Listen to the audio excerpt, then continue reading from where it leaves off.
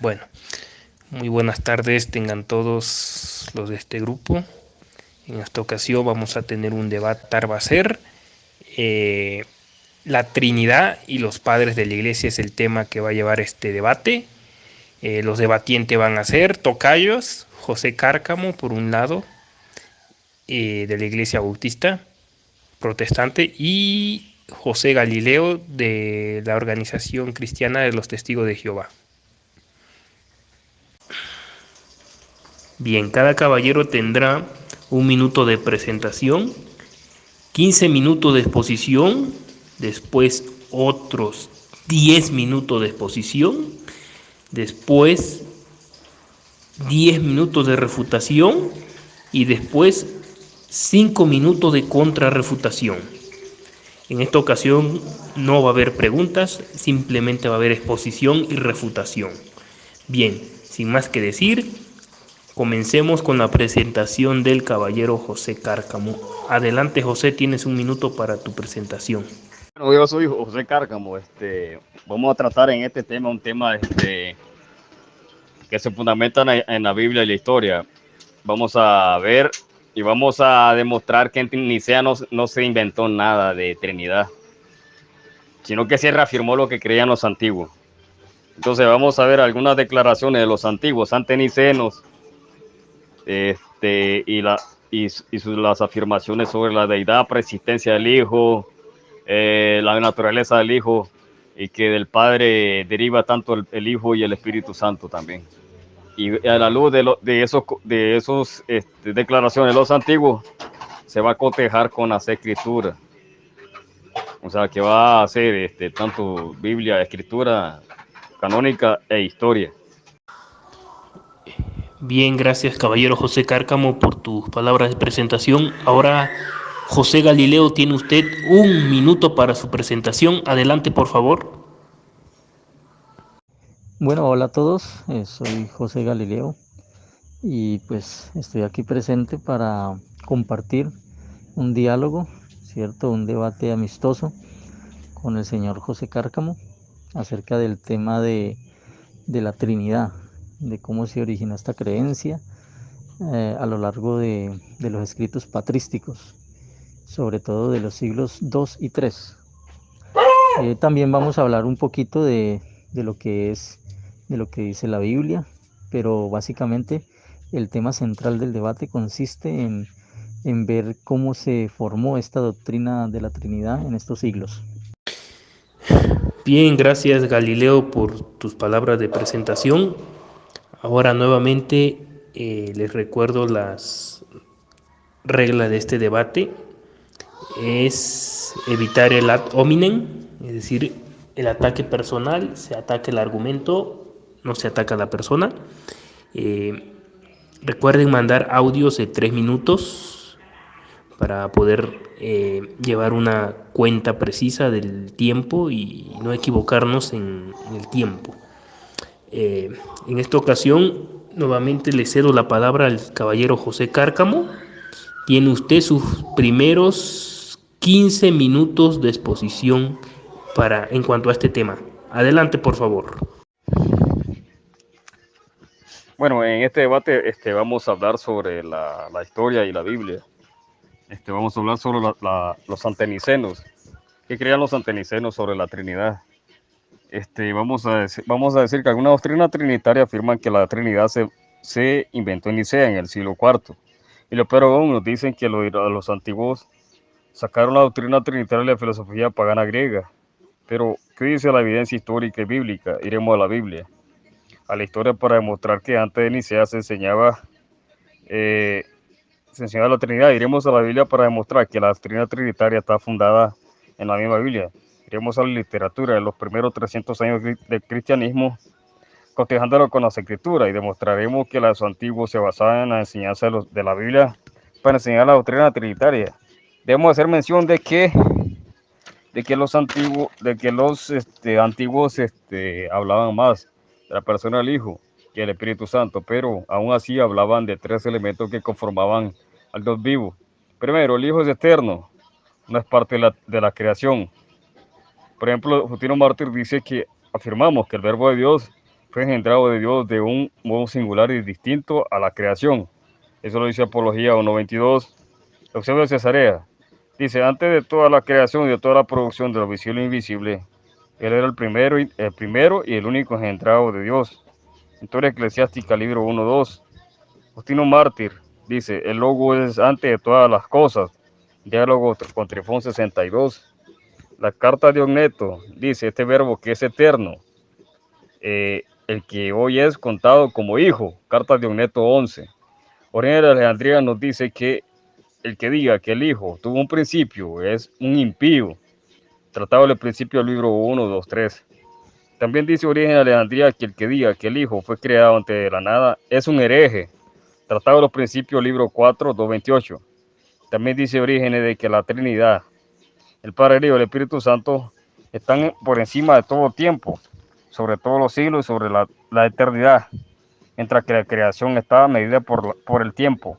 Esto lo dice el Tratado de los Principios, libro 4, 20-30. Vamos a ver lo que dice la Biblia, vamos a cotejarlo. La Biblia dice que el Hijo es ante las cosas creadas, como dice Colosenses 1.15, que el Hijo viene del Olán o el tiempo eterno. La Biblia dice, y sus orígenes son desde el tiempo de lo antiguo, de los días de la eternidad. Miqueas 5.2, la Biblia de las Américas. La palabra por origen, la palabra hebrea, Moshah, significa salida, o sea, que el Mesías viene de Olán, palabra que significa eternamente, eternidad, eterno, largo, sempiterno. Por ejemplo, a Dios se le llama el Elohim, Olán, o el Dios eterno, en Génesis 21:33. Así el Hijo es ante el tiempo, es atemporal, pues la Biblia dice que por medio del Hijo se creó el tiempo, o el Ayonas en Hebreo 1.2. La palabra para Ayonas significa siglo, épocas y edades, lo cual significa que el Hijo es eterno ante toda creación visible e invisible, como dice Colosenses 1:16-17, que no tuvo principio ni fin de día, como dice Hebreos 7.3. Estaba en la eternidad junto al Padre, como dice Juan 17.5. Pues solo Dios habita en la eternidad, como dice Isaías 57:15. Y solo Dios era ante todo lo que hubiera, antes que hubiera día, como dice Isaías 43:13. Así que el Hijo existía antes del mundo, como nos dice Juan 17:5, antes de los hombres, como dice Juan 8:56-59. Y antes del tiempo, como dice Miqueas 5:2, Hebreo 1:2 y Hebreo 11:3. Teniendo la misma naturaleza increada del Padre, al ser el Dios unigénito o el único generado del Padre, como dice Juan 1.18 en la Biblia de las Américas, o el texto crístico moderno, que existía antes del principio de las cosas. La Biblia dice, en el principio existía el verbo. Existía el verbo, era una forma continua antes de todas las cosas, o el tiempo, como dice Colosenses 1.17. Eusebio de Cesarea en su libro de Historia Eclesiástica dice que el Hijo tiene la misma deidad del Padre, como dice Historia Eclesiástica, Historia de la Iglesia, libro 1.1.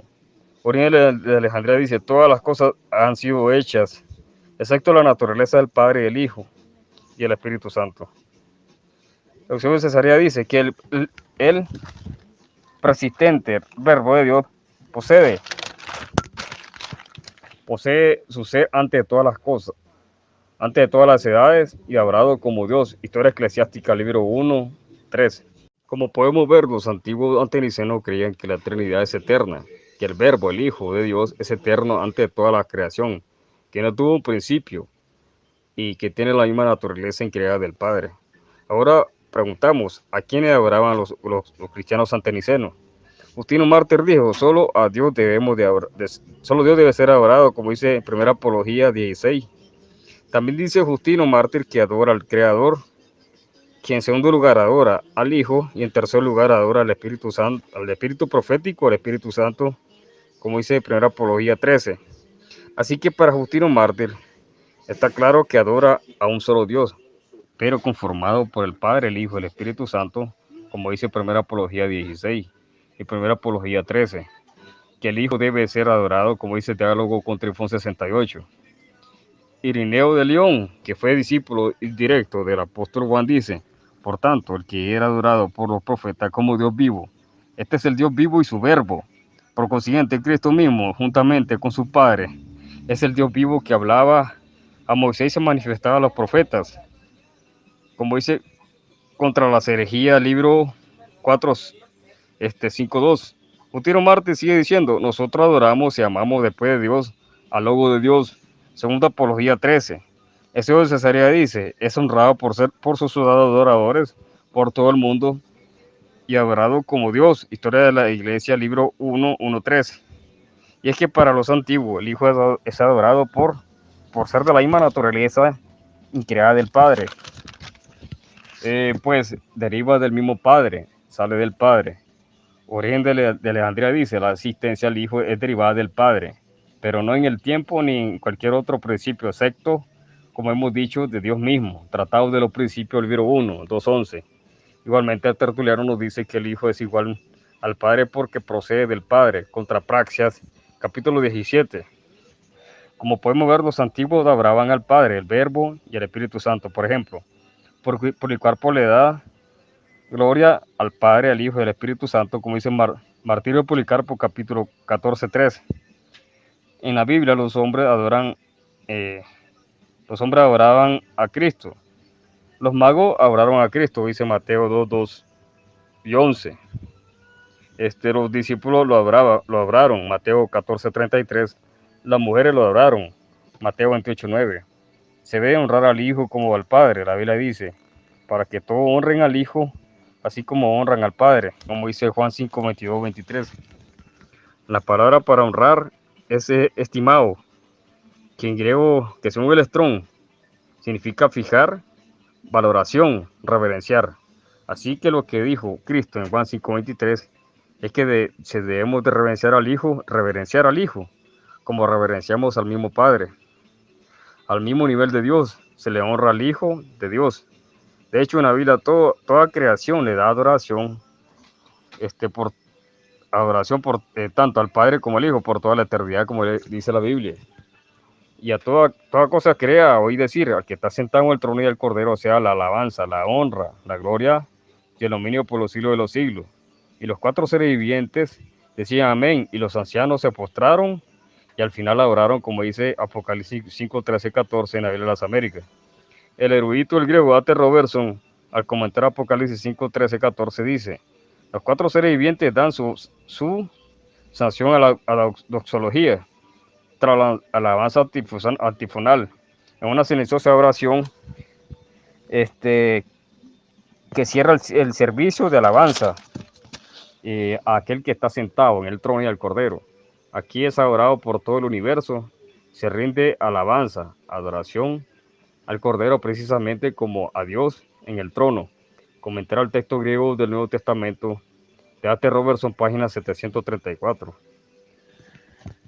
La Biblia da las razones, el por qué se le adora al Hijo, por la sencilla razón de que es Dios, como dice Juan 1:1, Dios unigénito, Juan 1:18, que está sobre todas las cosas, Juan 3:31, haciéndose igual a Dios, al ser Hijo de Dios, como dice Juan 5:18. Con toda razón es llamado Dios unigénito, como dice Juan 1:18, único nacido de Dios, siendo uno con Dios, como dice Juan 10:30. Al nacer de Dios, con toda razón, Irineo de León, discípulo cercano del apóstol Juan, dice que el Padre es Señor, el Hijo es Señor, es Dios el Padre y lo es el Hijo, porque el que ha nacido de Dios es Dios. Así, según la esencia de su ser y de su poder, hay un solo Dios. Eso dice la demostración de la predicación apostólica 47. Así que para Irineo, el Padre y el Hijo son el mismo Dios, al ser el Hijo nacido de Dios, de su misma naturaleza. De hecho, el apóstol Tomás le dijo a Cristo, Señor mío, Dios mío. El apóstol Juan va más allá y llama al Hijo como el verdadero Dios y la vida eterna. Como dice en 1 Juan 5:20, esa vida eterna es el verbo que es la vida eterna, como dice en 1:1-2. Y es que la vida eterna está en el Hijo de Dios, como dice 1 Juan 5:11-12. El apóstol Juan llama a Jesús como el alfa y el omega, el Señor Dios Todopoderoso que ha de venir, como dice Apocalipsis 1:8. Y es Jesús el que viene en las nubes y que todo ojo le verá, como dice Mateo 24:29-31, Apocalipsis 1:7. Es el que viene pronto, el alfa y el omega, el principio y el fin, como dice Apocalipsis 22:2-13. La iglesia dice, ven Señor Jesús, como dice Apocalipsis 22:20. Así que el Hijo es el alfa y el omega, el todopoderoso. que se le debe de orar. Tertuliano dice, el Hijo indica que en principio, en propio derecho es Dios todopoderoso, porque es la palabra del Todopoderoso y ha recibido el poder sobre todas las cosas, como dice Contrapraxia capítulo 17. Origen de Alejandría dice, la omnipotencia del Padre y del Hijo son una misma, como Dios y Señor, son uno, y el mismo con el Padre. El Hijo es omnipotente como lo es el Padre. El Hijo es omnipotente. Tratado de los Principios, libro 1, 2:10. De hecho, la Biblia llama al Hijo el poder de Dios. El apóstol Pablo dice, Cristo es el poder de Dios y la sabiduría de Dios, como dice 1 Corintios 1:25. El poder de Dios es omnipotente. El poder de Dios no tiene límite. Con toda razón, Cristo es omnipotente al ser la potencia del Padre.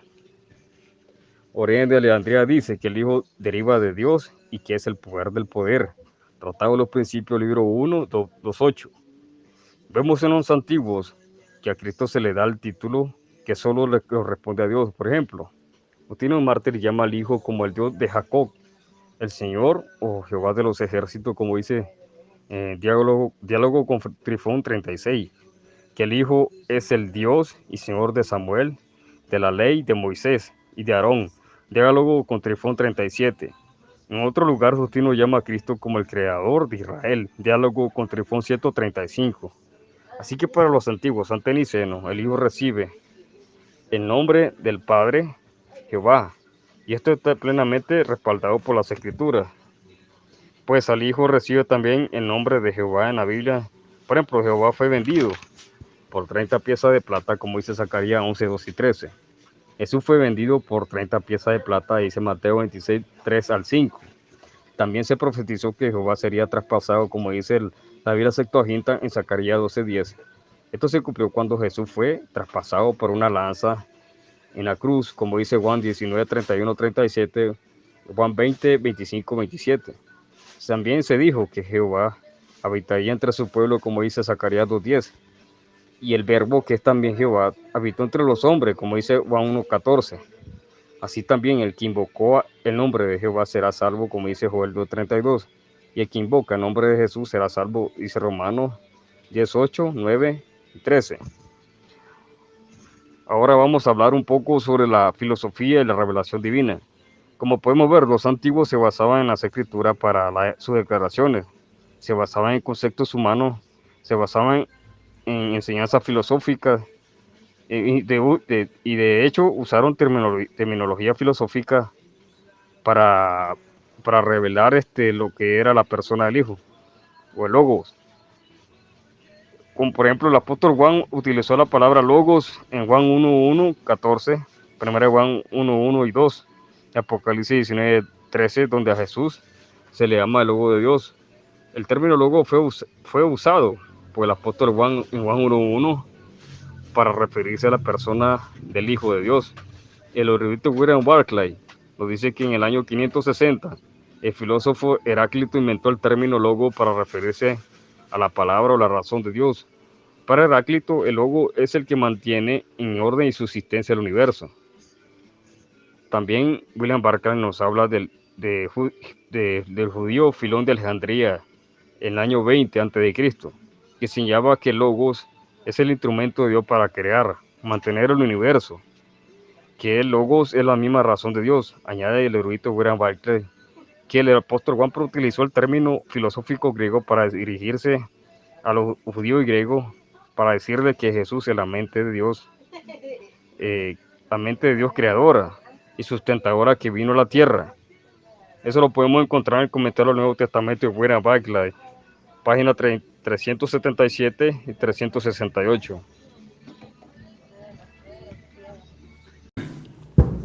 Bien, gracias caballero José Cárcamo por tus 15 minutos de exposición.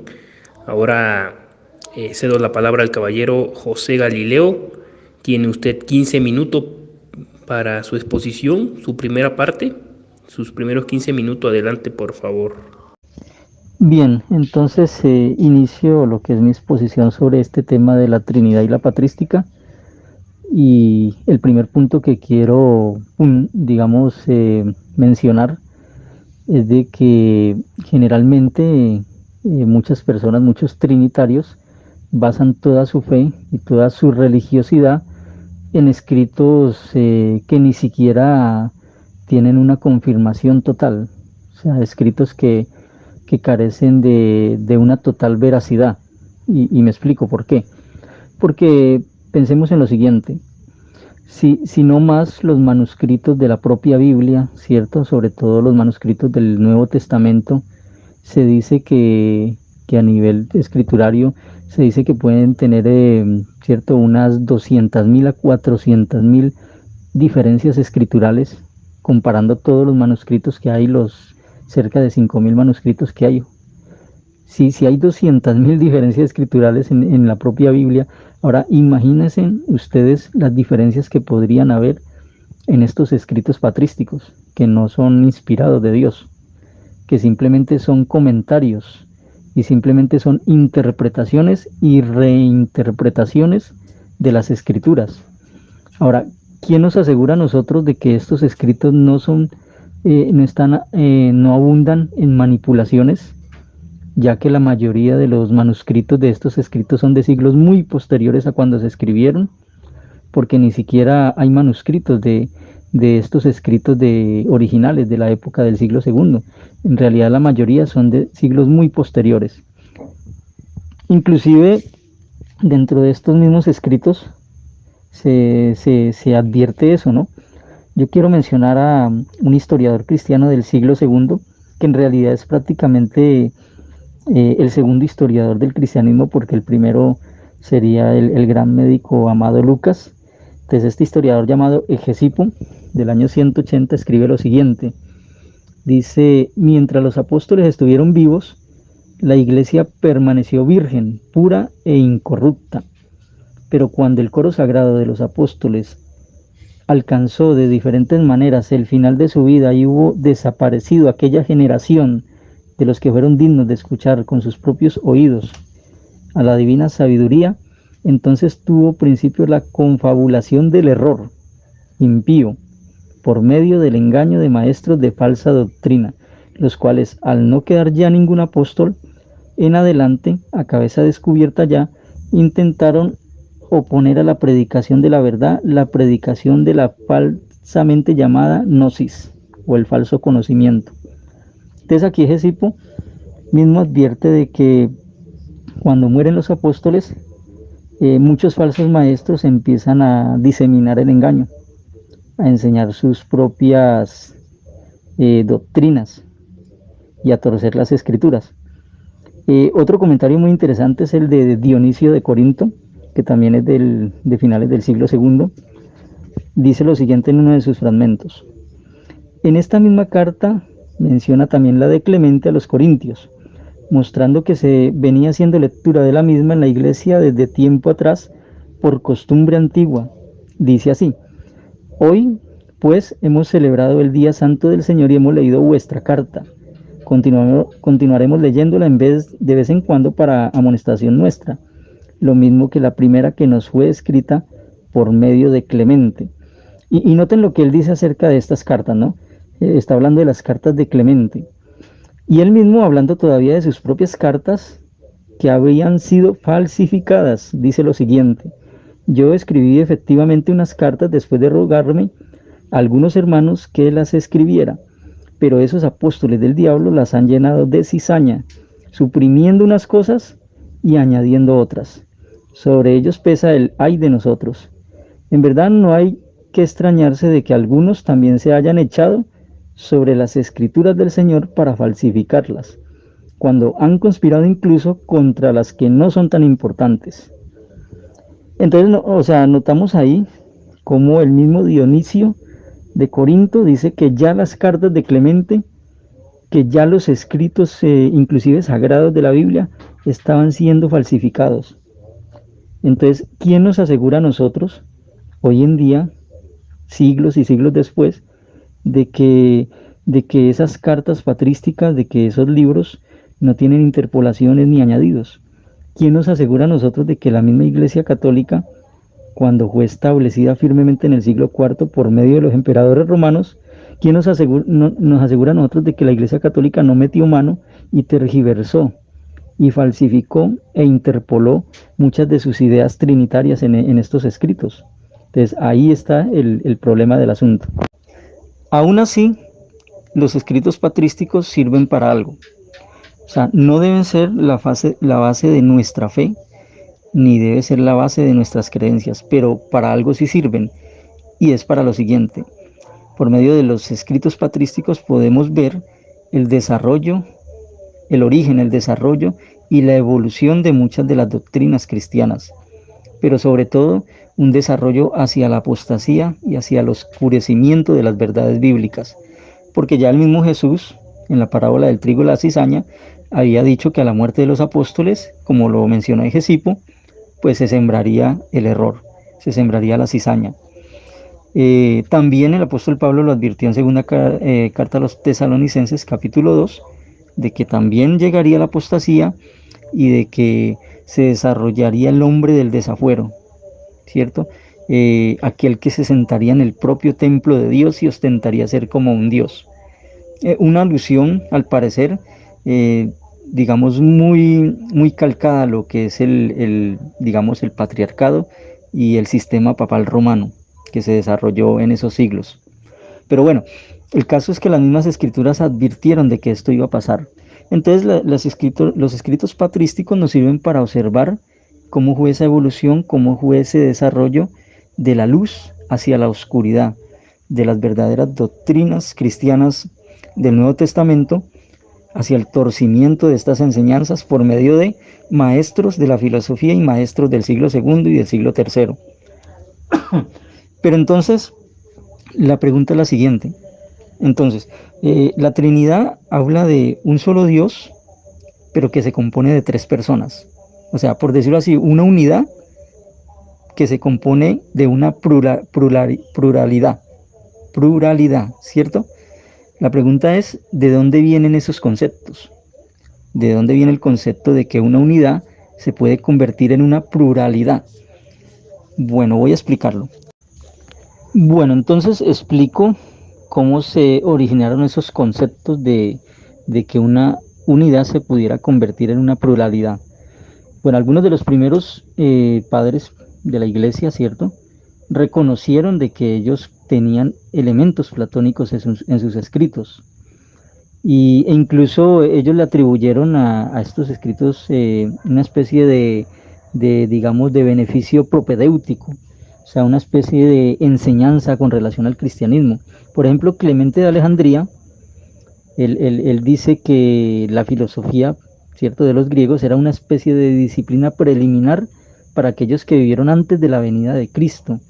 Y también dice lo siguiente: tal vez podemos decir que fue dada a los griegos con este propósito especial, pues la filosofía fue a los griegos lo que la ley fue a los judíos, un pedagogo para llevarlos a Cristo. Esto lo dice en el Estrómata, ¿cierto? 5.10. Bueno, en el libro 1, 5.10. Entonces note cómo el mismo Clemente dice que la filosofía griega es un pedagogo para llevar al Cristo.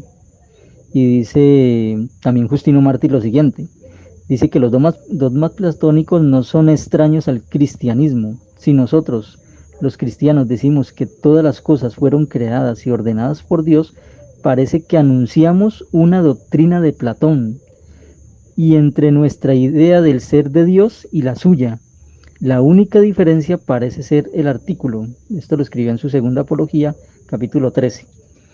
Bueno, entonces notamos cómo, ¿cierto?, estos padres de la iglesia atribuyeron un ejercicio propedéutico y un ejercicio de pedagogía a lo que fue la filosofía platónica. Entonces, no es de extrañar de que, digamos, estos personajes utilizaran términos como logos, como emanación, como sustancia, y todos, inclusive como mónada, ¿no? Orígenes utiliza la expresión mónada, de la cual vamos a hablar. Todos estos términos que vienen de la filosofía griega, cuando encontramos que Pablo le dice a Timoteo de que no es correcto, ¿cierto?, dejarse llevar por la filosofía, la vana filosofía. Entonces ya Pablo había advertido sobre la filosofía, y sin embargo estos personajes se metieron de una manera profunda en estos temas, como Justino Mártir, como lo hizo Atenágoras, Teófilo, Ireneo, Hipólito, el mismo Clemente de Alejandría, Orígenes, Minuncio Félix, Eusebio, Basilio el Grande, Gregorio de Niza, Agustín mismo, que es el más platónico de todos. Entonces, vamos a ver entonces de dónde vienen esas ideas de que una unidad se convierte en una pluralidad, basándonos en el hecho de que los mismos escritores patrísticos reconocen la influencia de la filosofía griega. Una de las primeras influencias en la filosofía empezó curiosamente por el lado de las matemáticas y de la geometría, ¿no? Por el lado de nada más ni menos que Pitágoras. Bueno, Pitágoras atribuía algo especial a los números y en su cosmogonía, pues él, ¿cierto? La explicaba también conforme a los números, ¿no? Su idea de Dios también digamos, la asimilaba a la cuestión de los números. Entonces, algo de lo que hablaban siempre, primero ellos, era de la mónada. Bueno, la mónada, que viene del término griego monas, unidad, y monos, uno, solo o único, pues significa algo que es único, ¿cierto? La fuente o el uno. De acuerdo con los pitagóricos, fue un término para Dios o el primer ser, la unidad originaria, ¿cierto? Entonces, recordemos la idea, ¿no? Cómo se pasó de la unidad a la pluralidad. Entonces ya tenemos la unidad en la filosofía pitagórica, que es el uno, que es la mónada. Bien, ahora de la mónada, entonces surge, según la filosofía griega, lo que es la díada, ¿cierto? Que es cuando ya la unidad se convierte en dos y empieza ya a ejercer una multiplicidad.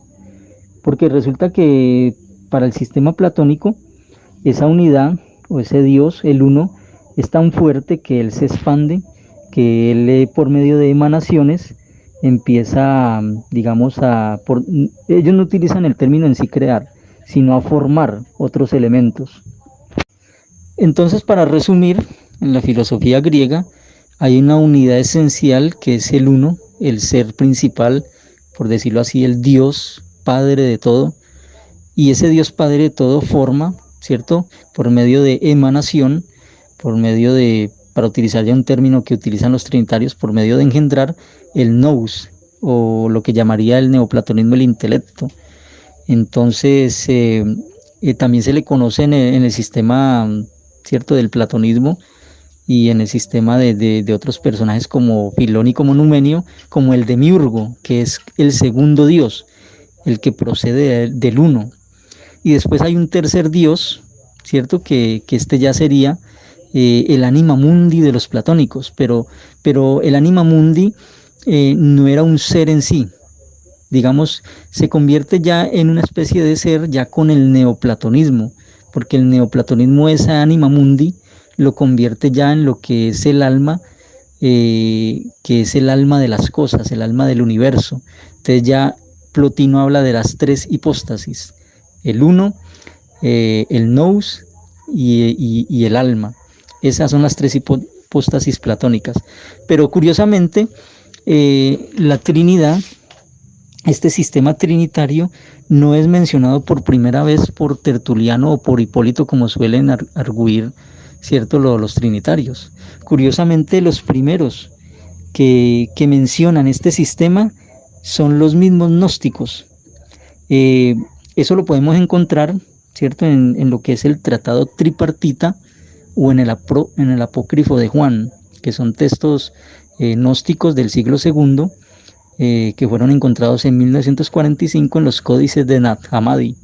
Ahí encontramos el planteamiento trinitario por primera vez. Lo dice, por ejemplo, un experto en estos códices como es García Bazán, que ha estudiado estos códices y ha revelado cómo por primera vez se plantea este sistema trinitario en base a la filosofía platónica, en base a los números de Pitágoras y en base a un personaje muy importante como Numenio de Apamea, de principios del siglo II. También ahí tiene mucho que ver lo que son los oráculos de Caldea, que también mencionan este sistema trinitario.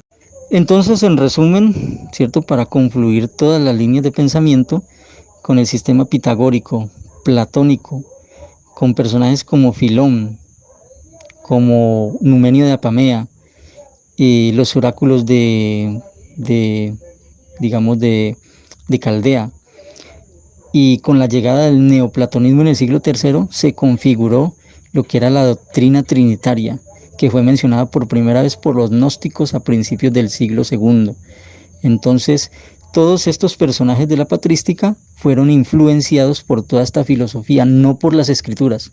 Las escrituras nunca plantean un concepto de una emanación, nunca plantean el concepto de sustancias, de tres sustancias divinas en una sola, una sustancia divina en tres personas.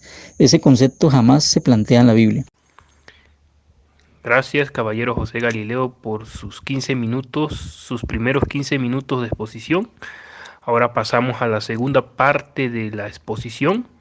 Cedo la palabra al caballero José Cárcamo. Le toca ahora su segunda parte de exposición, sus 10 minutos. Adelante, por favor.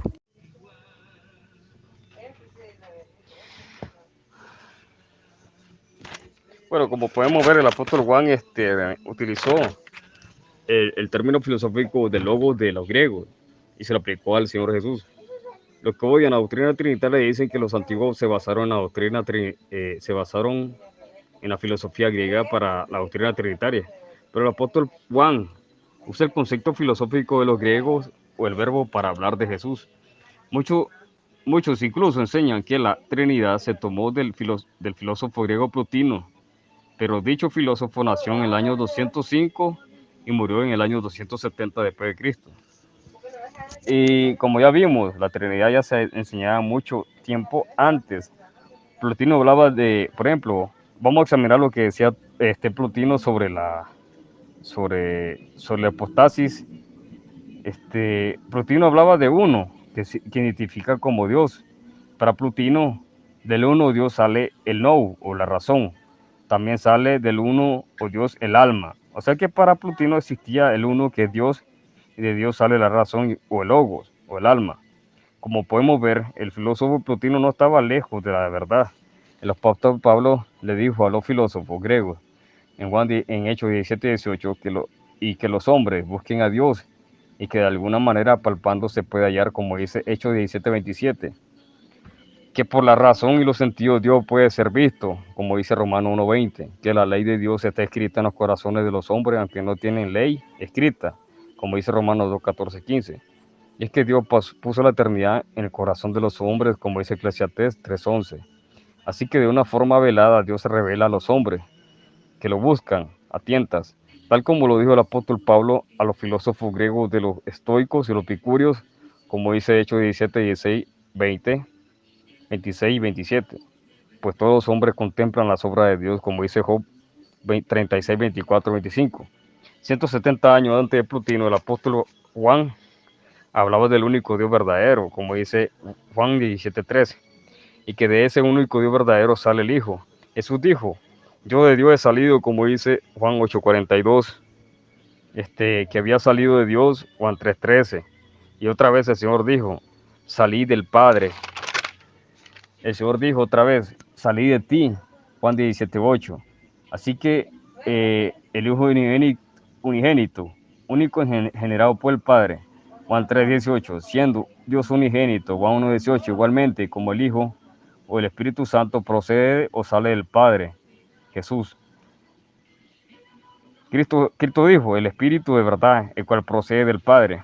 Así que tanto el Hijo unigénito como el Espíritu Santo salen del Padre, tal como la Escritura lo dice. De esa manera Tertuliano dice que la Trinidad se desarrolla a partir del Padre mediante grados entrelazados y conectados, contra Praxis capítulo 18. O sea, lo que damos aquí a entender es que Plotino razonaba sobre Dios, o le llamaba el uno, y de él procede la razón, digamos, que es el logos, y también el alma. O sea, hablaba de tres hipostasis, pero que generaba todas las cosas era el Padre. Pero el apóstol Juan, 170 años antes de Plotino, ya estaba hablando de que el Hijo había salido del Padre y que el Espíritu Santo había también salido del Padre. O sea que el que genera la Trinidad es el Padre. Ahora, muchas personas dicen que los filósofos, los cristianos antenicenos se basaron en la filosofía platónica o neoplatónica para desarrollar la doctrina trinitaria, lo cual es totalmente falso, porque a la luz de las escrituras nos damos cuenta que ellos se basaban totalmente en la Biblia para todas sus afirmaciones, al hablar de la eternidad del Hijo, la naturaleza divina del Hijo, la naturaleza increada, ya que el Hijo para ellos no fue una criatura creada, sino que fue generado por el Padre, deriva del Padre, o sea, de la misma sustancia increada del Padre. Pues fue 200, 300 años después que surgió la herejía arriana diciendo que el Hijo fue creado de la nada o en hilo, lo cual fue una total herejía. Por esa razón fue combatida en el concilio de Nicea para refutar las enseñanzas del hereje de Arrio, porque antes de Nicea los antiguos decían que el Hijo era una persona o era Dios que había nacido de Dios mismo. Pues.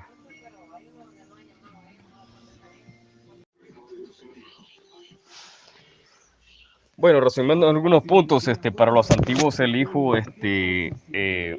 tiene la misma naturaleza del Padre, porque deriva del Padre y fue engendrado del Padre. Es el poder del Padre, queriendo decir que es omnipotente. Eso enseñaban los antiguos como Orígenes de Alejandría, Tertuliano, Ireneo de León, que fue discípulo indirecto del apóstol Juan, que mencionaba que el Hijo fue engendrado por el Padre ante toda criatura en eternidad y que es eterno, que es una generación eterna, o sea, que es eternamente ha sido engendrado el Hijo y que el tiempo no puede pasar encima de la Trinidad, pues, que es el Padre y el Espíritu Santo, porque del Padre deriva tanto el Hijo o el Logos y el Espíritu Santo.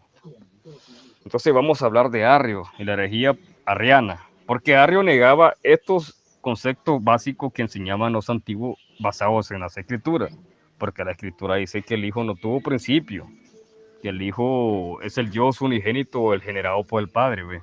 Y que el Espíritu Santo sale del Padre también, así como el Logos o el Hijo de Dios.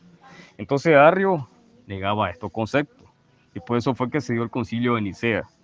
Hablemos de Arrio. Arrio, sacerdote de la antigua nación libia, hizo sus estudios en Antioquía con Luciano, que pereció en el martirio durante la persecución de Maximino Daza.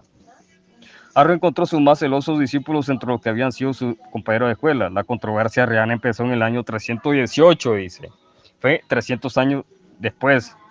Cierto día Alejandro, obispo de Alejandría, hizo un sermón sobre la Trinidad. Arrio, que estuvo presente en ese sermón, acusó al obispo de haber defendido ideas de Sabelio contra lo dicho por el obispo. Él afirmaba que el Hijo de Dios no había existido en la eternidad. Durante algún tiempo se esforzó el obispo en convencerlo de ese error, pero considerando el peligro que corría por haber tolerado a un sacerdote hereje, cuya doctrina ganaba rápidamente prosélitos en la iglesia, convocó en 321 un sínodo al cual recurrieron 100 obispos de Egipto y de Libia. Lo excomulgaron y depusieron a Arrio. En una carta circular acompañando los acuerdos del sínodo, Alejandro menciona las opiniones heréticas que se atribuían a los arrianos. Estos apóstatas afirman que Dios no ha sido en todo tiempo Dios, el Padre, y que el verbo de Dios no existió de la eternidad, sino que procede de la nada. Eso enseñaban los arrianos. Entonces, miramos en un escrito de Arrio, que se llama El banquete o Talía, dice, presenta su banquete, en Talía o banquete presenta su doctrina de un modo sistemático. De él, o sea, de esa obra que se llama Talía o banquete de Arrio, dice que conocemos solo estratos que citan sus adversarios. Además, el texto en prosa comprendía algunas pasajes en verso que los seguidores de Arrio aprendían de memoria. Esencialmente decía, el Dios no siempre fue padre, sino que alguna vez el Dios estaba solo sin ser padre, y más tarde se hizo padre. No siempre existió el Hijo, dice, porque habiendo sido hecho todas las cosas de la nada, y siendo las cosas criaturas y obras, también el verbo de Dios fue hecho de la nada, y una vez no existía, dice. Y antes de ser hecho, sino que también Él tuvo principio a ser creado. O sea que para los arrianos el Hijo fue creado y fue hecho de la nada. Sigue siendo, el verbo no era verdadero Dios, o sea que el verbo no es verdadero Dios, decía Arrio. Aunque se le llame Dios, No lo es de veras, dice, sino solo por participación de gracia como todos los otros. Así Él es Dios solo de nombre, dice, como todas las cosas son diversas y diferentes de Dios por esencia. Así también el verbo es completamente ajeno y diverso respecto a la esencia y propiedad del Padre. Es propiamente una de las cosas hechas y creadas. O sea, la herejía arriana que nació en el 318 ya estaba enseñando que el Hijo era simplemente una cosa creada, que había nacido de la nada. Bueno, muy bien, en el anterior audio hablamos sobre la herejía arriana. La herejía arriana decía que el Hijo tuvo un principio y que es una creación de la nada, que no es Dios verdadero, sino que era un Dios de nombre o de imitación o de título, la cual contradecía abiertamente a lo que enseñaban los antiguos estantenicenos y lo que enseña la misma Escritura, que el Hijo no tuvo principio de día ni tendrá fin de día, y que viene del tiempo eterno, del Olán, y que es antes de la Yona o tiempos, siglos, y que no es parte de la creación, porque el Hijo es antes de toda creación, dice Colosenses 1:16, 17.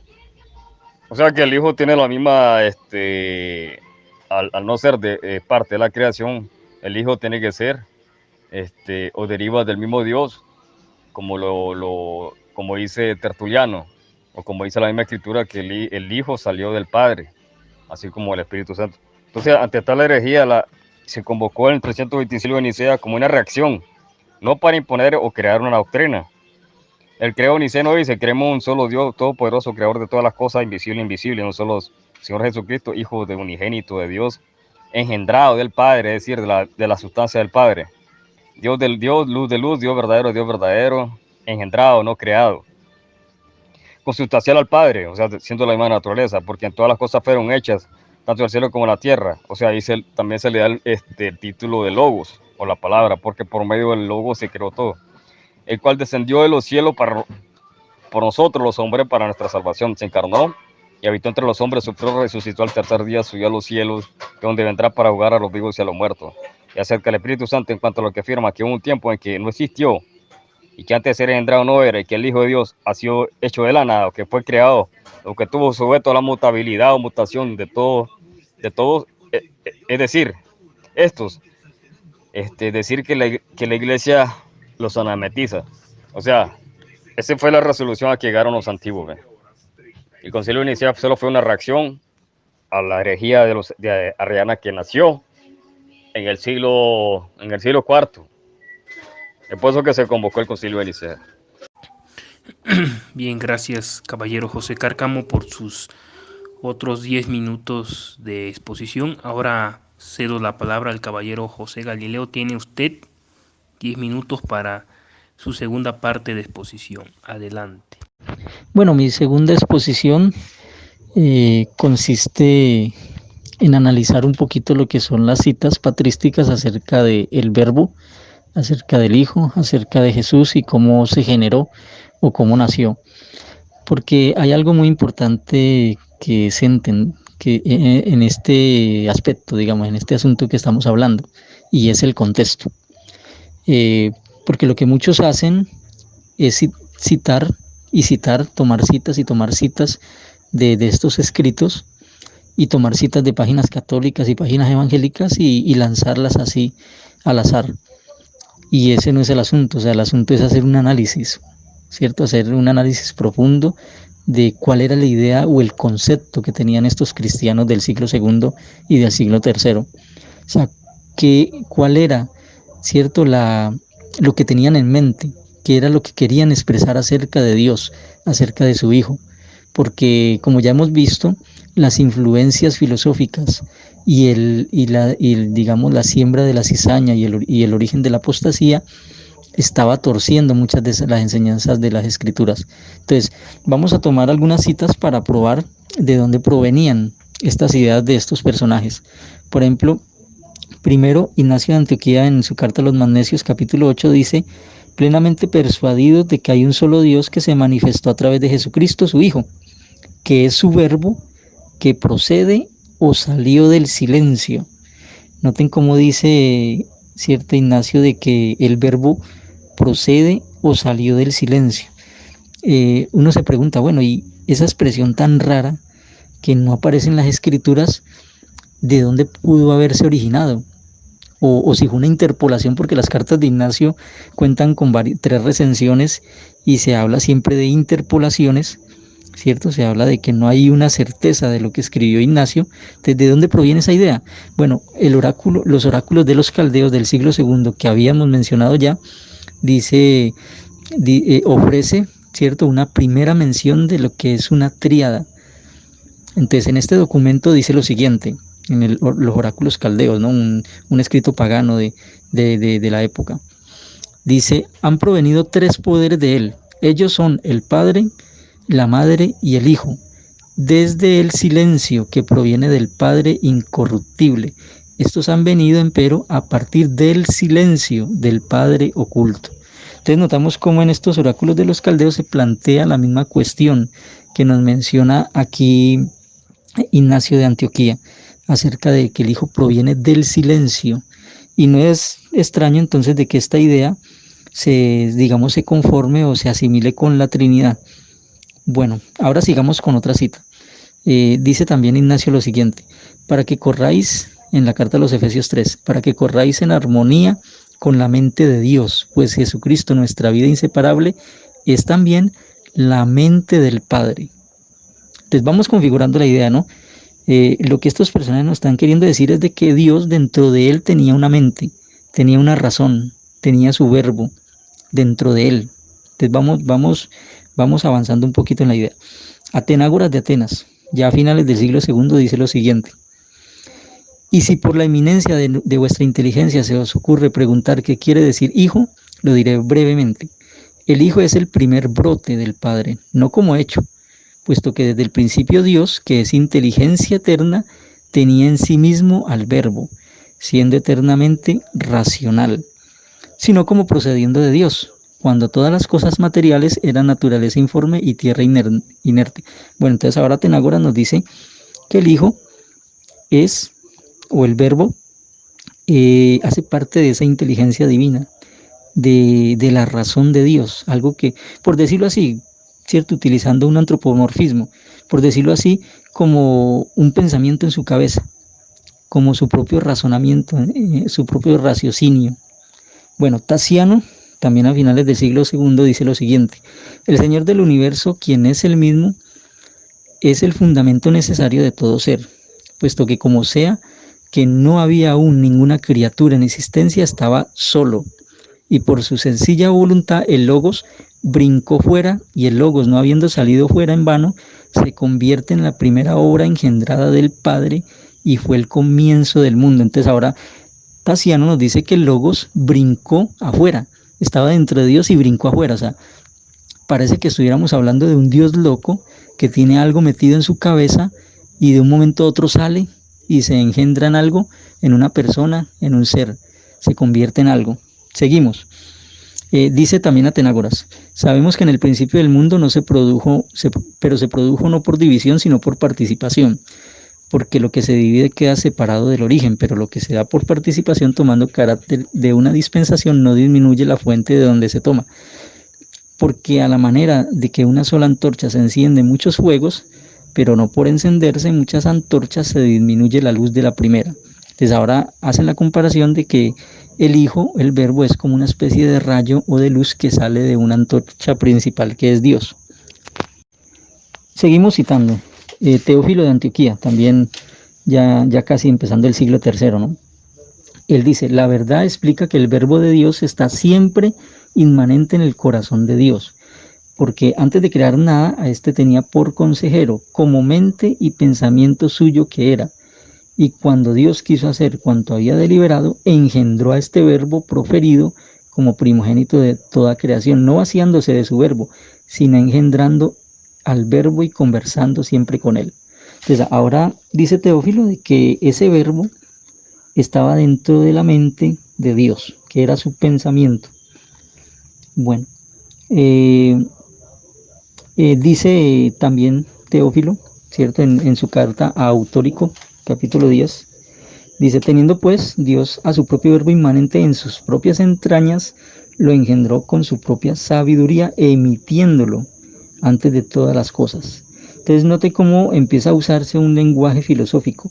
Aparte de que se dice que se engendra, ahora hablan de emitirlo.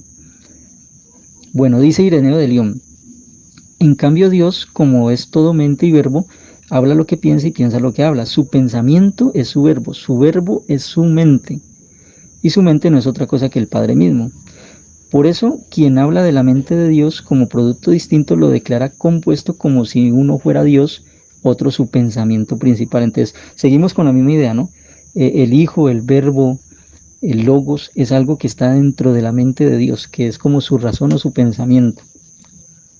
Pero note que nunca se dice que es una persona dentro de Dios. O sea, eso es lo extraño, que se hable en la doctrina de la Trinidad de tres personas coeternas, cuando se habla aquí de que no existía, de que fue emitido. Bueno, dice Tertuliano en Contrapraxias, dice que su palabra, que el Dios hizo otro en sí agitando dentro de sí mismo. O sea, dice en el capítulo 5 de Contrapraxias que Dios se agitó dentro de sí y produjo el Hijo. O sea, qué cosa más extraña, ¿no? Estamos hablando de un Dios loco, un Dios que de su mente brota, salta, emite algo, una persona. Bueno, inclusive dice que pero el Hijo es una derivación y porción del entero. Ahora, Novaciano en el siglo III dice lo siguiente, el Hijo por ser engendrado del Padre está siempre en el Padre. Cuando digo siempre, no quiero decir que es ingénito, afirmo por el contrario que nació. Entonces note cómo Novaciano ya dice que aunque él estuvo siempre en el Padre, metido en su cabeza, igual nació. Entonces, cosa más extraña, ¿no? Y bueno, y por último, Orígenes dice, la sabiduría por proceder de Dios es engendrada también de la misma sustancia divina, bajo la figura de una emanación corporal. Se le llama así emanación pura de la gloria del Dios omnipotente. Entonces, aquí ya vemos ya un claro lenguaje platónico, ¿cierto? Cuando habla de emanación. Y aquí vemos confirmada, ¿cierto? La idea que les mencionaba al principio, de que había una unidad que los griegos conocían como mónada, y esa mónada tiene unas emanaciones, ese Dios que es una unidad tiene unas emanaciones, que en este caso se dice son el Hijo y después el Espíritu Santo, porque también en esta doctrina patrística de estos escritores se habla de que el Espíritu Santo procede después de, ya por medio del Hijo. Ahora, lo curioso es que estos personajes de la patrística inicialmente eran subordinacionistas e inicialmente mostraban la diferencia entre el Padre y el Hijo. Por ejemplo, los primeros escritores de la patrística como Clemente, como Policarpo, siempre mostraron la diferencia entre el Padre y el Hijo. Siempre mostraron de que no eran un solo Dios, ni una unidad, ni una sola sustancia, como se desarrolló después por medio de los otros que sí eran maestros de la filosofía. Por ejemplo, Policarpo, en una oración en el capítulo 15, ¿cierto? Que hace en el escrito Martirio de Policarpo, él en esa oración dice, oh Señor Dios Todopoderoso, Padre de tu amado y bendito Hijo Jesucristo. Entonces empieza a desarrollar, ¿cierto? Una oración ahí. Y dice a lo último, te alabo y bendigo y glorifico por medio del sumo sacerdote eterno y celestial, Jesucristo, tu Hijo amado, por medio del cual con Él y el Espíritu Santo sea gloria ahora y siempre por todos los siglos. Amén. Entonces, esta oración de Policarpo muestra el prototipo de oración de los cristianos primitivos de estos primeros siglos. Ellos siempre le oraban era al Padre Celestial, no le oraban al Hijo. Más bien la oración la dejaban por medio del Hijo, pero la oración siempre era al Padre Celestial. Asimismo encontramos en la carta a los Corintios de Clemente que las oraciones van dirigidas al Padre y no a Cristo. También en otros escritos, inclusive hasta la época de Orígenes, encontramos de que la oración va dirigida al Padre y no al Hijo. En conclusión, la doctrina de la Trinidad no nace de las Escrituras, porque las Escrituras en ningún momento plantean la doctrina de la Trinidad, ni plantean el concepto de una unidad que sufre emanaciones y que se van generando emanaciones de esa unidad que se convierten después en el Hijo y después en el Espíritu Santo por medio de ser engendrados. No, esos conceptos son meramente filosóficos del platonismo, del pitagorismo e incluso de filósofos del siglo II y III, ya culminando en el neoplatonismo. Realmente lo que hicieron estos personajes fue que poco a poco fueron llevados por la filosofía hacia la apostasía. E inicialmente mostraban lo que era la clara diferencia entre el Padre y el Hijo, la clara diferencia de unidad y de sustancia, y después ya se fue generando lo que son los conceptos filosóficos de los cuales hemos hablado. Bien, gracias, caballero José Galileo, por tus segundo tiempo de 10 minutos de exposición. Ahora ya pasemos a lo que es la refutación, lo que ya estamos esperando cada uno de los que estamos aquí presentes. Caballero José Cárcamo, tienes usted sus primeros 10 minutos de refutación. Adelante. Bueno, muy bien, miramos que José Galileo ya de entrada empieza muy mal por la sencilla razón. Incluso él, tal como lo percibí, incluso ataca hasta la misma Biblia. Él dice que la Biblia tiene hasta 200.000 diferencias, hasta 400.000 diferencias. O sea, prácticamente tiene contradicciones. O sea, que la Biblia que tenemos en nuestras manos no es fiable, según lo que dice José Galileo. Así incluso la literatura de los antiguos no es fiable tampoco. Tampoco he dicho yo que la literatura de los antiguos es canónica o es infalible. Eso jamás lo he dicho. Por eso es que he dicho yo que los comentarios, los escritos de los antiguos se mira a la luz de la Biblia, que el mismo Galileo dice que tiene 400.000 o 200.000 diferencias, pues no sé de cuál es el número de diferencias, si son 200.000, 400.000, si son 100.000, 500.000, no sé. Él dice, ahí podemos ver que ya está sembrando la duda, incluso en la Biblia que tenemos en nuestras manos, güey. Entonces, mira, entonces se basa en el escepticismo. El escepticismo generalmente es cualquier duda hacia el conocimiento, o sea, está de hechos, opiniones o creencias declaradas como hechos, o de dudas respecto de afirmaciones que son tomadas por supuestos en otra parte. El escepticismo es una doctrina del conocimiento que exige dudar de toda afirmación que no sea bien apoyada por la evidencia, pues. Entonces, o sea, él ya está sembrando el escepticismo aún en las mismas escrituras. Él cita de Gesipo. En Gesipo era un padre de la iglesia del siglo II, contemporáneo de Justino Mártir, de Irineo de León, de Ignacio de Antioquía, ¿ve? Cita de Gesipo, pero hay una contradicción aquí, porque está citando de Gesipo, le da fiabilidad a sus palabras, pero al mismo tiempo él está sembrando la duda en los escritos de los antiguos.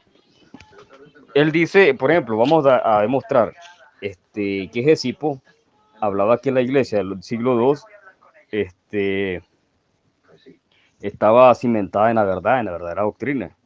Y él atacaba a las herejías gnósticas. Pues. Y la herejía gnóstica lo que hicieron es que cortaron algunas escrituras. Por ejemplo, Marción mutiló algunos textos de los evangelios, algunas cosas de las cartas del apóstol Juan. A eso se refería Gesipo, historiador y padre de la iglesia del siglo II, que las escrituras fueron mutiladas y cercenadas, tal como le decía también Irineo de León en el siglo II, que por ejemplo Marción hacía eso, mutilaba las escrituras, rechazaba el Antiguo Testamento y tomaba algunas cartas de Pablo, algunas cartas de algunos evangelios los rechazaba. Entonces, eso se refería a Gesipo, pues. No es para estar sembrando la duda, pues, ante las mismas escrituras, tal como Galileo dijo, que tiene hasta 200.000 y 400.000 diferencias. O sea, para él incluso la escritura es un campo movedizo, pues, que no hay que confiarse ni de fiarse, pues. Dice Gesipo, dice, la iglesia de Corinto permaneció en la verdadera doctrina. Conversé con los corintios en mi viaje a Roma y nos sentimos reconfortados por la verdadera doctrina. Eso dice Eusebio de Cesarea, Historia Eclesiástica, libro cuarto, 22. Dice, él critica la filosofía de Platón y la doctrina de Plotino, que habla que del uno salen emanaciones. Pero eso no, yo no le envío lógica, por la sencilla razón que la Biblia habla de un solo Dios. Vamos a ver alguna cita, por ejemplo. Dice, yo soy Jehová y ninguno más. Isaías 45, 5 y 7. No hay otro fuera de Dios. Isaías 45, 17. Yo soy Jehová y no hay otro. Isaías 45, 18. Yo soy Dios y no hay otro. Isaías 46, 9. Antes de mí no fue formado otro Dios. Isaías 43, 10. O sea, antes de mí no fue formado otro Dios, dice. Isaías 43, 10. No hay otro Dios sino yo. Dice Isaías, no hay otro fuerte, Isaías 44:8. Yo soy el primero, yo soy el postrero, y fuera de mí no hay otro Dios. Isaías 44:6. A Jesús se le llama el primero y el postrero también, los mismos títulos del Padre. Jesús también es el primero y el último, Apocalipsis 1:17, 22:13. Y después dice Deuteronomio 32:12, que con Jehová no hay Dios extraño, no hay otro Dios. O sea, y Jesús, según la doctrina arriana, es otro Dios, pero pequeño, y estaba con el Padre. Eso Deuteronomio 32:12 lo refuta totalmente, güey. No hay otro Dios con Dios. O sea, ahí nos está demostrando que tanto el Padre, el Hijo y el Espíritu Santo son el mismo Dios, el mismo Jehová. Porque Jesús es el Dios unigénito. Eso lo dice Juan 1:18. Es el Hijo unigénito, Juan 3:15-16, que salió de Dios. Eso dice Juan 8:42, Juan 13:3. O sea, ahí estamos viendo que de Dios salió alguien más. ¿Y quién es? El Hijo. Jesús dijo, salí del Padre, Juan 3:13. Jesús dijo, salí de ti, Juan 17:8. Y también el Espíritu Santo sale o procede del Padre. Eso lo dice Juan 15:26. La palabra griega para procede significa salir. O sea, que del Padre sale tanto el Hijo como el Espíritu Santo. Así que el Hijo y el Espíritu Santo proceden del Padre o salen del Padre. Los únicos que salieron del Padre, ¿quién? El Logos, que es el Hijo, y el Espíritu Santo. Porque el Hijo no tuvo un principio, nunca fue creado como decían los antiguos, porque el Hijo deriva de la misma sustancia o naturaleza del Padre. Hebreos 7:3 dice que no tuvo principio de día. Colosenses 1:16-17 dice que es antes de toda la creación. Isaías 9:6 dice que es el eterno. Juan 1:1 y 2 dice que es la vida eterna, o sea que es eterno. Y que viene del Olán, dice Miqueas 5:12. El profeta Miqueas dice que el Hijo de Dios viene del Olán, o del tiempo eterno, que es antes de la Yona, dice Hebreo 1:2. Dice que de Dios salió el Hijo y se burla diciendo que como que Dios fuera un loco, pues que salió alguien de él, que es imposible que haya otra persona, un otro ser dentro de Dios. Pero podemos ver un ejemplo en Hebreos 7:9-10 dice, y por decirlo así, por medio de Abraham, a un Leví que recibía diezmo, pagaba diezmo. Póngase bien, el hijo de Leví, que estaba en Abraham, pagaba el diezmo, dice, a Melquisedec. Dice, porque aún estaba en los lomos de su padre, cuando Melquisedec le salió al encuentro. Vamos a leer otra vez el texto. Y por decirlo así, por medio de Abraham, a un Leví que recibía diezmo, pagaba diezmo, porque aún estaba en los lomos de su padre, cuando Melquisedec le salió al encuentro. O sea, Melquisedec, Leví, dice que pagaba el diezmo por medio de su padre, y ese Leví, el hijo de Abraham, estaba en los lomos de su padre. O sea, que estaba dentro de su padre y aún pagaba el diezmo. Eso lo dice Hebreos 7:9-10, pues. O sea, que no es nada ilógico decir que el hijo estaba dentro del padre y después salió, tal como explicaban los antiguos. Ahora vamos a demostrar la Trinidad, porque él dice que la Trinidad es indemostrable en la Biblia. Vamos a demostrarlo, por ejemplo, en la creación. Se manifestó la Trinidad en la creación. El Dios Trino, pues el Padre crea, dice Isaías 40:26-28. El Padre preserva la creación. Eso dice Nehemías 9:6-7. El Hijo también crea.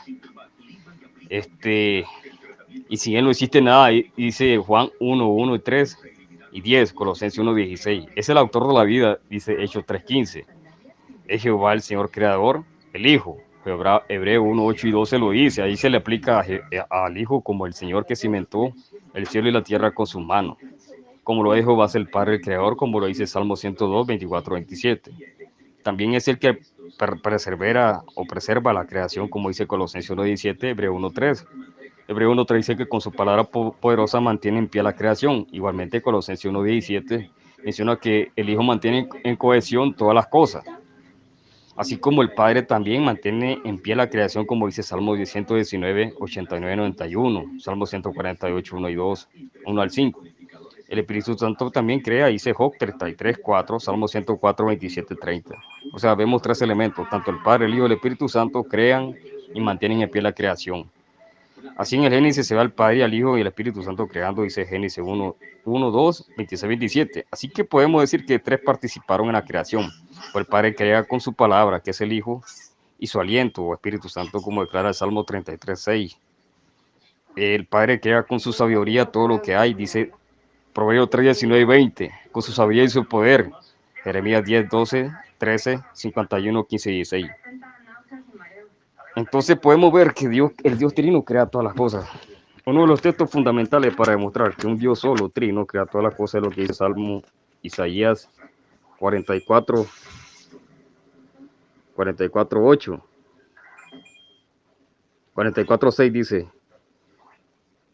así es el Señor Rey de Israel, su Redentor, el Señor de los ciertos, soy el primero, soy el postrero, dice. Y no tembléis ni temáis. Gracias, caballero José Cárcamo, por sus primeros 10 minutos de refutación. Ahora cedo la palabra al caballero José Galileo. Tiene usted sus primeros 10 minutos de refutación. Adelante, por favor. Bien, entonces procedo a mi refutación, pero quiero mencionar primero de que el señor Cárcamo no tuvo en cuenta cuál era el acuerdo que había para este debate. ¿Cierto? El acuerdo era que íbamos a hablar de la Trinidad en la patrística.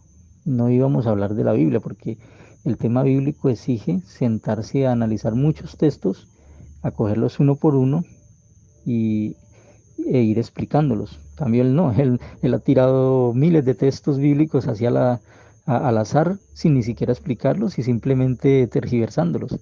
Pero bueno, yo voy a proceder entonces a refutar algunos de sus argumentos. El señor Cárcamo dice de que yo estoy poniendo duda la escritura porque hablo de las diferencias textuales. Bueno, aquí nomás se ve ya la ignorancia de este señor con respecto a la crítica textual y con respecto a los manuscritos antiguos de la Biblia. O sea, este señor no tiene ni 5 de idea de lo que son las diferencias textuales de los manuscritos, porque hay diferencias textuales de un manuscrito a otro, y son miles los manuscritos de los primeros siglos. Entonces, ¿qué han hecho los estudiosos?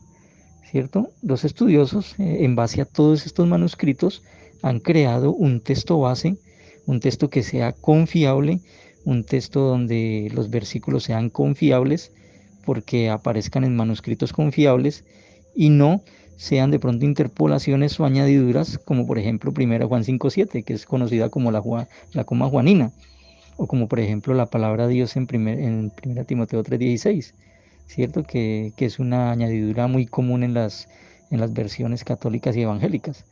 Pero no, estas personas, como son ignorantes, no tienen ni 5 de idea de lo que son esas diferencias textuales y esas interpolaciones o añadiduras o esos espurios, inclusive hasta de versículos y capítulos casi enteros, como el final de Marcos, que ha sido añadido en muchas Biblias. Bueno, el caso es que yo no estoy poniendo en duda la escritura. Estoy diciendo de que si de los mismos manuscritos bíblicos existen tantos miles de diferencias textuales, que en sí la mayoría no son grandes, ¿no? En sí la mayoría son detalles muy pequeños, digamos, como pequeñas letras o puntuaciones, aunque inicialmente no habían puntuaciones, pero después en otros manuscritos sí. Pero bueno, esta persona no conoce nada de esto. ¿Cuál es la ventaja de las escrituras? Que al tener miles de manuscritos, todos se pueden comparar y a pesar de esas diferencias textuales se puede llegar a un texto base, ¿cierto? A un texto corregido, a un interlineal, que es lo que usamos hoy en día. Mientras que estos escritos patrísticos no tienen esa ventaja. Estos escritos patrísticos son escritos de siglos muy adelante de cuando fueron escritos. Y que contienen interpolaciones y que contienen añadiduras y ni siquiera hay otros manuscritos para comparar cuál es el verdadero escrito. O sea, ese es el problema de estos escritos patrísticos. Entonces, ¿cómo confiar en algo para lo cual no hay suficiente prueba escritural?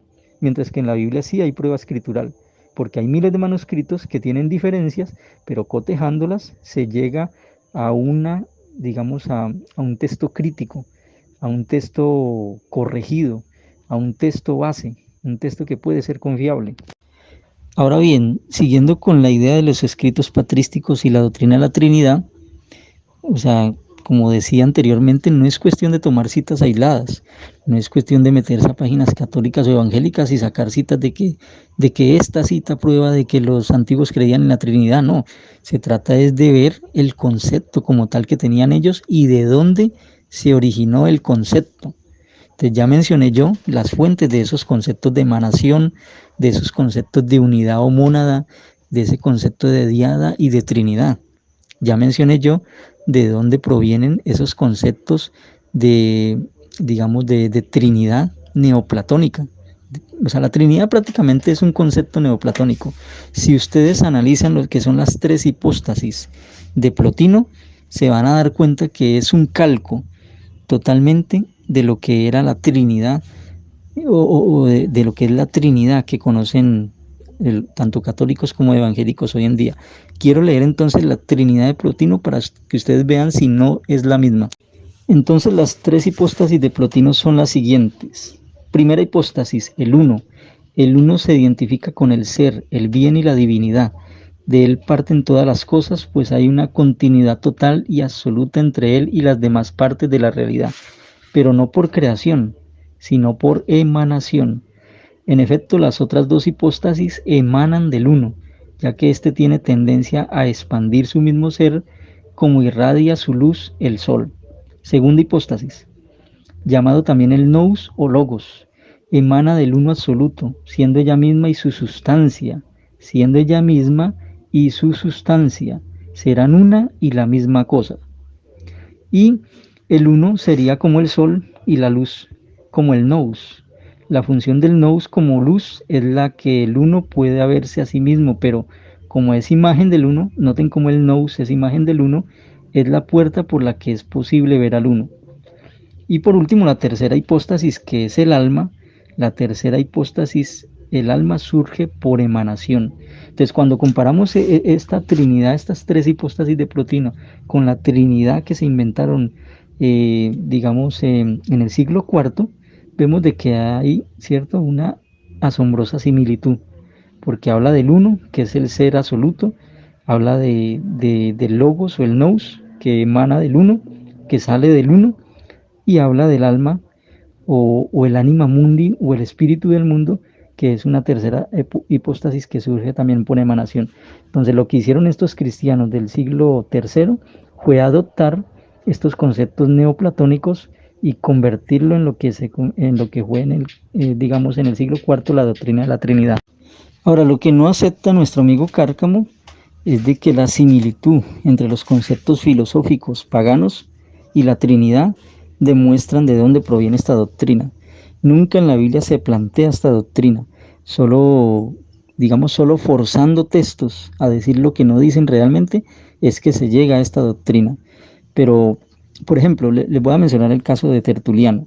¿De dónde viene esa idea de Tertuliano de que dentro de la mente de Dios hay una razón y de un momento a otro brinca o sale una razón o logos y se convierte en una persona?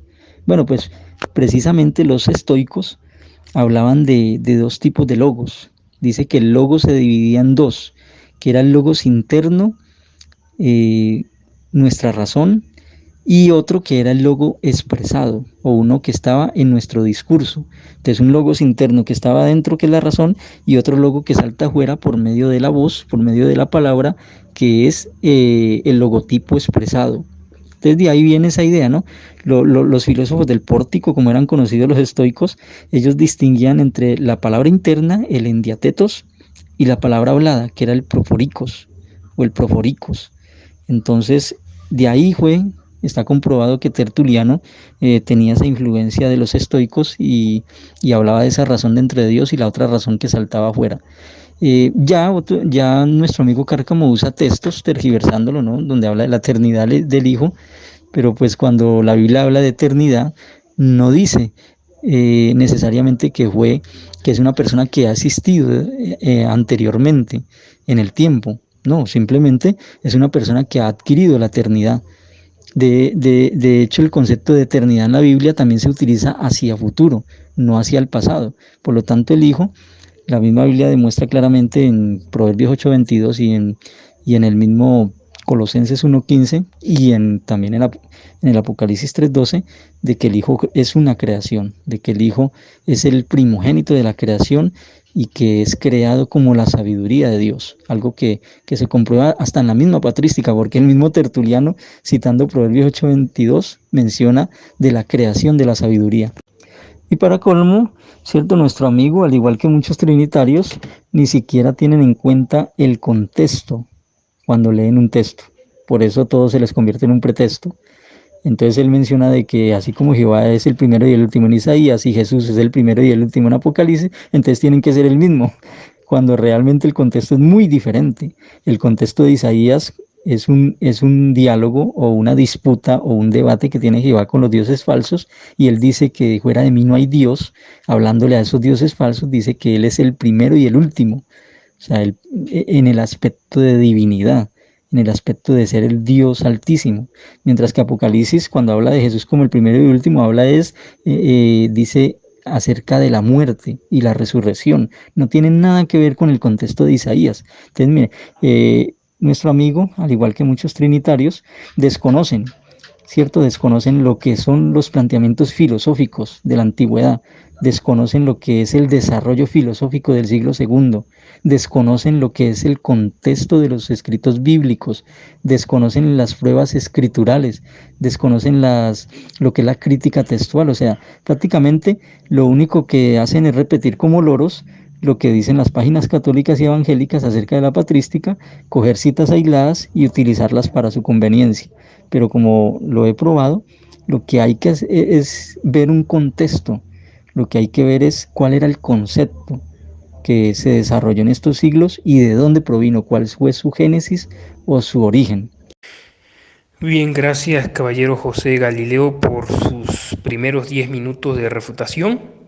Ahora pasemos a los 5 y últimos minutos del caballero José Cárcamo para su contrarrefutación. Adelante, por favor. Muy bien, aquí miramos la frustración de José Galileo, o sea, me llamó ignorante, soy ignorante, dice, porque no conozco crítica textual, o sea, que no conozco parte de la historia del texto sagrado, pues.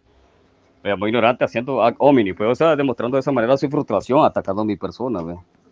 Y mira, la crítica textual también está presente en todos los textos modernos que existen de hoy, de la antigüedad. O sea, sino que me dé una prueba académica, pues, de lo contrario, pues. Que me dé una prueba académica para demostrar que la literatura de los antiguos no tiene, son apócrifas, pues.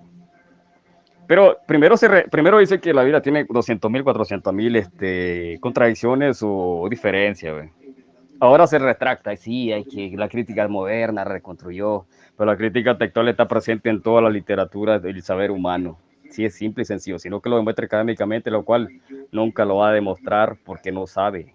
Él no es crítico textual, ese es ignorancia, o sea, está atacando a la persona, me atacó, pero no demuestra, pues. Y miramos que la doble moral, cita Orígenes de Alejandría, pero siempre la duda dice que es mentira, dice. O sea, que cita la literatura, los antiguos, y donde lo apoya, le da la razón, y cuando no lo apoya, dice que añadidura. O sea, vemos la doble moral, pues, una secta, pues. Vemos que una forma descarada demuestra que no, por una parte, apoya lo que no lo apoya, y dice que es apócrifo o es añadidura lo que lo contradice. Ese es tener doble moral, no aceptar lo que dice un antiguo, pues, y dice que no es confiable. Y asemeja esa literatura a la Biblia, que tiene 400.000, 200.000 errores, pues, o contradicciones. Pero al final dice que la crítica moderna lo reconstruyó, pues. Miramos ahí al erudito, helenista, historiador, William Light, un erudito, pues, hombre de peso y erudición, doctor en griego, doctor en historia patrística, ¿ves? Ahí está hablando de logo, que era el logo para los griegos, era la razón, la palabra, ¿ves? Es lo que decían los antiguos, pues, que estaban cerca de esa época, porque ellos escribieron el Nuevo Testamento, o ellos estuvieron cerca de los escritos del Nuevo Testamento en una época determinada, ¿ves? Que para los griegos en esa época el logo era la razón, era el medio por el medio del cual Dios creó todas las cosas.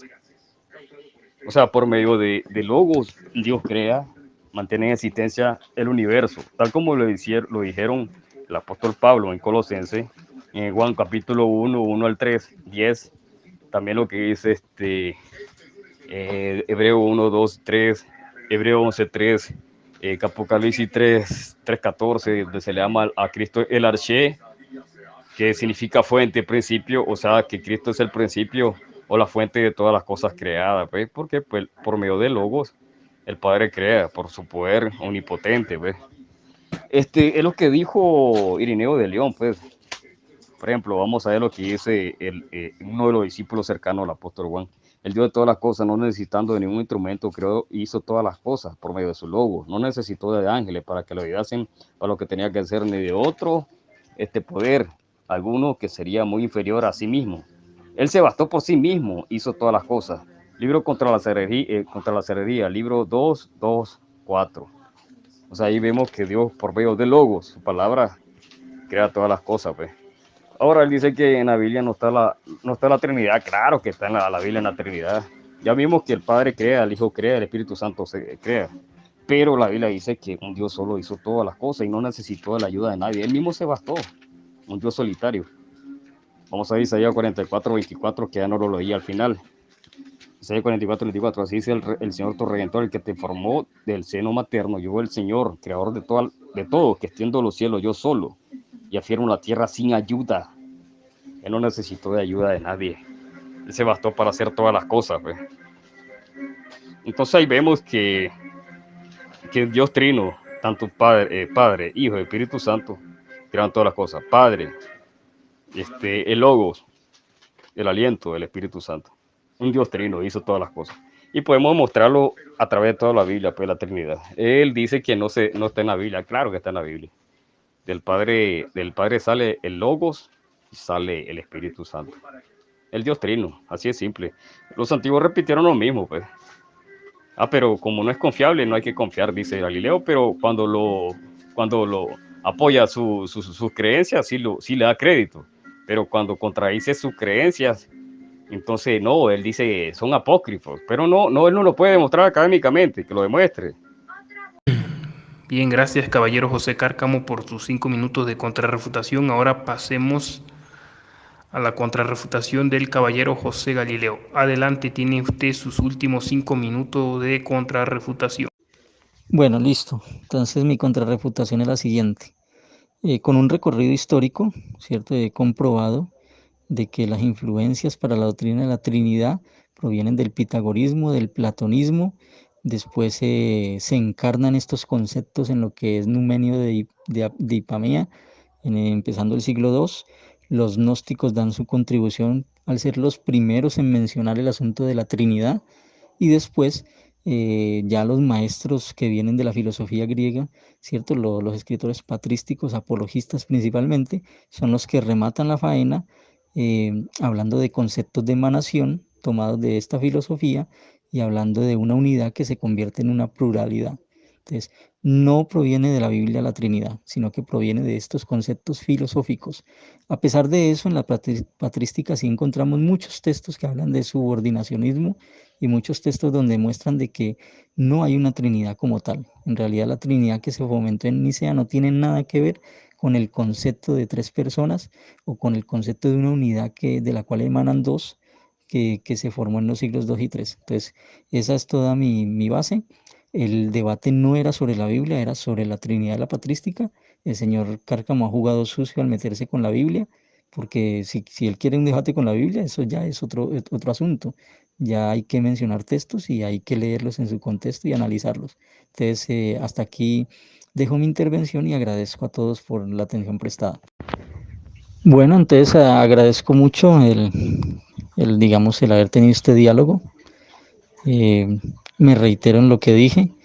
Gracias a que hay miles de manuscritos bíblicos, esas diferencias textuales, que son también miles, porque pues, el señor Cárcamo no conoce ni 5 de crítica textual, no conoce ni 5 de manuscritos y viene aquí a hablar y a decir que yo estoy diciendo poniendo en duda las escrituras. Yo no las estoy poniendo en duda. Al contrario, el que existan miles de manuscritos y que se hayan cotejado todas esas diferencias y se haya llegado a un texto base, a un texto crítico, es muestra de que la Biblia, la palabra de Dios, se ha conservado. En cambio, estos otros escritos patrísticos no tienen ninguna base textual, ninguna crítica textual, porque simplemente son escritos que aparecieron a siglos más adelante y que sufrieron interpolaciones y añadiduras. De hecho, el mismo Ignacio de Antioquía ha tenido siglos de polémicas acerca de 3 recensiones. Y la Didache también ha tenido polémicas por añadiduras e interpolaciones. Entonces, realmente cuando se desconocen este tipo de temas, pues es muy sencillo señalar a la otra persona. Bien, gracias caballero José Galileo por sus 5 minutos y su despedida. Ahora, caballero José Cárcamo, tienes 1 minuto para tu despedida. Adelante. Bueno, aquí cada quien va a sacar sus conclusiones. Cada quien va a sacar sus conclusiones.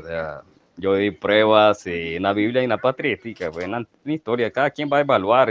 También cité eruditos, pues, no, yo no me ando con la rama, yo voy directo al grano. Entonces, cada quien que saque sus conclusiones. Así, todo lo que fue comentado por los antiguos fue cotejado con las escrituras. Pues, ya se dijo todo, pues. No voy a volver a repetir. Entonces, gracias por aquí, por el tiempo que se ha prestado atención a este diálogo. Bien, gracias por sus palabras de despedida. Ahora me despido yo, que modero este debate, Alex León. Suscríbanse al canal, denle like, compartan en todas sus redes sociales para ver más debates así. Y no olviden, si quieren debatir, en el vídeo que se va a subir a YouTube va a quedar el link para entrar al grupo en el cual se efectúan estos debates como el que acaba de suceder en esta tarde. Nos vemos, hasta la próxima.